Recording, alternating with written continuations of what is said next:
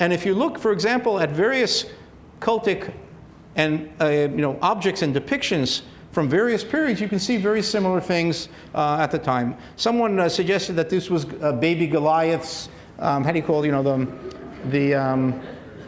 a mobile, yeah. So, but I think it's something of cultic nature.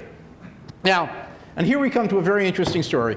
In several of these cultic corners, we found these vessels, and to make sure that I wasn't imagining things, I spoke to a couple of urologists to make sure that, in fact, I was seeing what I thought I was seeing. And they agreed upon it. And it turns out that these things have been found at least at another Philistine site. And this connects to a very interesting biblical story. If you're familiar with the story of the ark, according to there's a biblical narrative in which the Philistines, the Israelites, have this battle at Ebenezer, and the Israelites take the ark to bring it to battle, hoping that the Israelite God will win the battle. He doesn't. You were talking about they have to, they should have fired him immediately. The ark is taken captive, and it's paraded around the various Philistine cities. And it's this whole narrative is a very funny narrative because they're constantly making fun of the Philistines.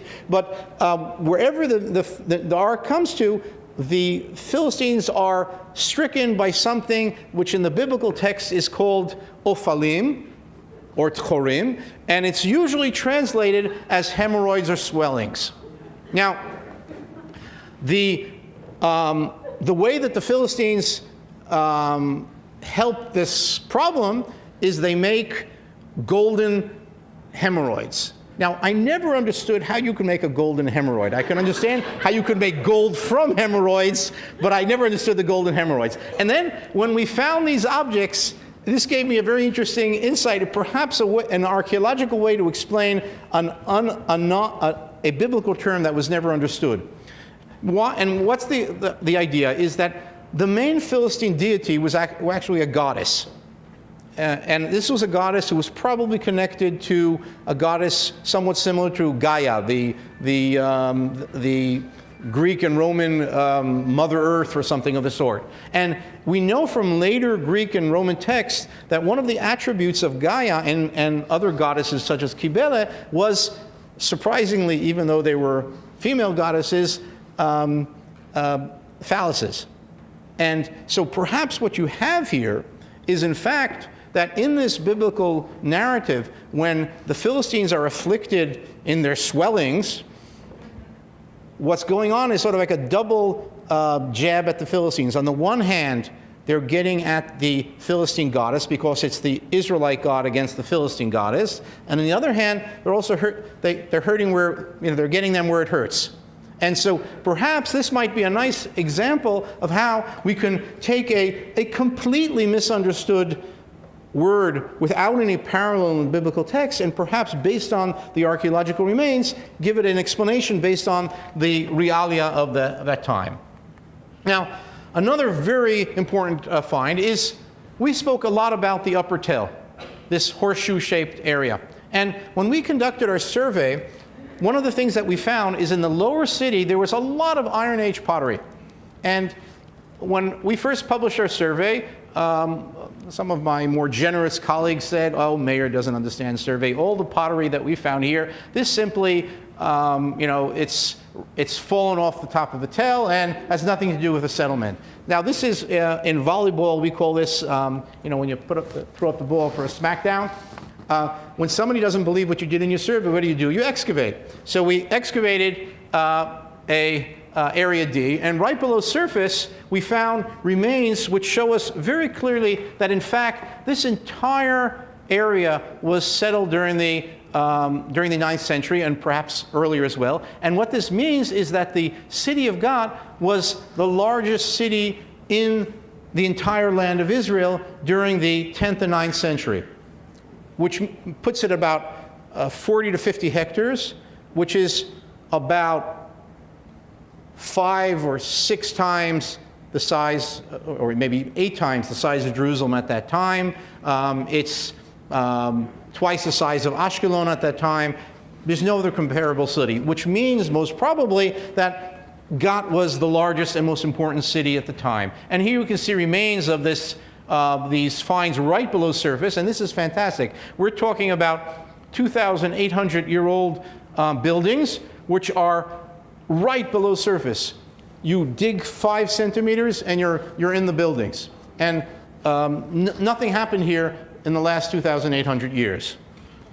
And here you can see the remains, and in the upper city, we found these fantastic remains of the destruction, and what turns out to be a very interesting object, this altar, which you see me very happily standing next to it, which was found over there, and this is a very interesting find.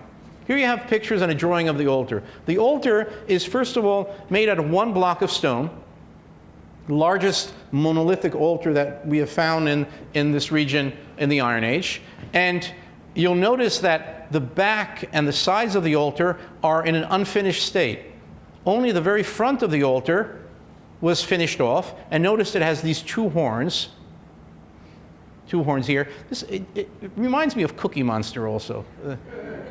And what's special about this altar is that, first of all, its dimensions. It's 50 by 50 by a meter high. That is more or less a cubit by a cubit by 2 cubits. And there's a very interesting depiction of one of the altars in the tabernacle in Exodus, which gives us an exact same size. Now, this does not mean that we found the altar of the tabernacle, but rather it means that the Israelites and the Philistines had a similar concept of sizes, of dimensions of cultic objects that were used in both cultures. On the other hand, what's very interesting is that we have 2 horns only. And when you look at most of all the other altars that have been found in Philistia and in other regions of the Iron Age Levant, they all have 4 horns. And you can go downstairs, or not go downstairs, go out the door and to the right, and you can see one of the 4-horned altars in the museum here. So something's going on here, and why 2 altars? Why 2 horns? And perhaps this can be explained that we have 2-horned altars coming from the west. So here we have a very nice example of the entangled culture, the connection between the 2 Western and Eastern traditions coming together at the Philistines. Another interesting thing, the altar was found just where this woman is standing, and right next to it we found a room with an enormous collection of loom weights. Now, loom weights tells us that there's weaving going on here, and we know from the biblical text and from other ancient Near Eastern texts, and also from Greek texts, that very often weaving was connected with cult. And so perhaps we have another activity relating to cult. And around the altar, we found all kinds of other cultic objects, a very interesting figurine of a dog, a decorated chalice, and a couple of inscriptions. And this inscription is fascinating. It's an inscription which it's something like Avtam or Aviam or something of the sort, which is an Israelite name. It's not a Philistine name. And when we analyze the pottery of this jar is made in Jerusalem, in the area of Jerusalem. So this means that an Israelite wrote his name, or a Judite wrote his name on a jar that was made in Jerusalem, and then sent it to the Philistine temple, which means that the interaction between the Philistines and the Israelites is not only of fighting, but also perhaps even dedicating objects to the gods of your so-called enemies. So something else is going on here. And this is a very interesting way of looking at the additional facets behind life. Now, another interesting aspect that we came upon is that below this red structure with the altar, we started last season and this season discovering an earlier phase. And it turns out that below this 9th century city, we have a substantial lower city dating to the 10th century. The 10th century is the time of David and Solomon. The 10th century is the time of the so-called United Monarchy. The 10th century is the time where, according to the biblical text, David captured Philistia. But if Gat exists in the 10th century and is an enormous city. And there's no evidence of destruction, not in the 11th, not in the 10th, and it's only destroyed in the 9th century, and we'll talk about by who in a second, by Hazael, king of Aram. It means that throughout this entire period, the major city, the major polity, the major kingdom in this region was Gat. And that means that, try as you may, you can't say that the Judite kingdom captured Philistia if Gat is still standing. And this means that we have to reassess our understanding of the relationship between the Judites and Gat, and it could very well be that it's only after Gat is destroyed in 830 by Hazael, and we'll talk about this in a moment, only then can the Judite kingdom start to expand westwards. So it could very well be that, I'm not saying there wasn't a Judite kingdom in the 10th century, but in the 10th and most of the 9th century, the Judite kingdom was small. It wasn't this enormous kingdom from the Nile to the Euphrates as depicted in a simple reading of the biblical text.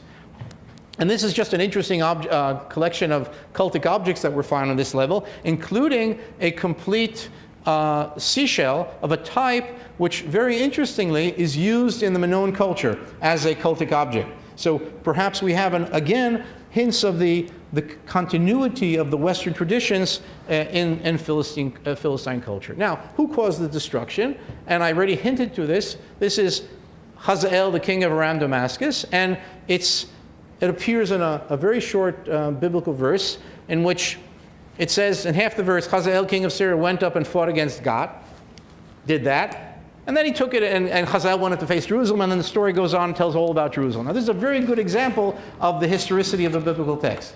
The biblical text doesn't give a damn about Gat. The biblical text is interested in Jerusalem. So it mentions in half a verse the destruction of the biggest city in the Levant at that time, a destruction which had enormous repercussions for the geopolitical card shuffle after its destruction. But what was interesting to the biblical writer is, oh yes, and afterwards he went to Jerusalem, and Joash, the king of Judah, gave the temple treasures to Hazael. Hazael didn't conquer Jerusalem, and the story goes on. And if it wasn't for this half of a verse, perhaps one of the most important historical events that occurred in the Iron Age, we wouldn't even mention in the biblical text. Now, a fascinating aspect that we can connect to this is that when I came to the site in the beginning of the project, I took some old aerial photographs of the site. Here we have an aerial photograph from 1945 when the Palestinian village was still standing, and I took ones from other periods as well. And one of the things I noticed immediately was this feature that can be seen on the eastern, southern, and western sides. And it's marked off over here, and it turns out what we have here is a siege system. In fact, the earliest siege system discovered archaeologically in the entire world, and it's comprised of a very deep trench that's dug out into the bedrock, and then the material is poured out this way, and it surrounds the site from three sides. And what we know, I'll go back here, is that the reason why they dug it only on three sides is because they utilized the natural riverbed on the northern side as the continuation of the trench, so they didn't have to dig it. And so what we have here is basically a monumental siege system that surrounds the site. Those of you familiar, for example, the Roman circumvallations surrounding Masada or Alesia and Gaul, etc. This is a method in which you close the city in so the besieged can't escape, they can't receive supplies and reinforcements, and they can't attack the besieging army. And so they built this enormous thing around the site, and here's an artist's reconstruction of what it might have been. And Hazael waited out and waited out and waited out, and then captured the city, burnt it down, and destroyed the city completely. Now, a very important addition to this is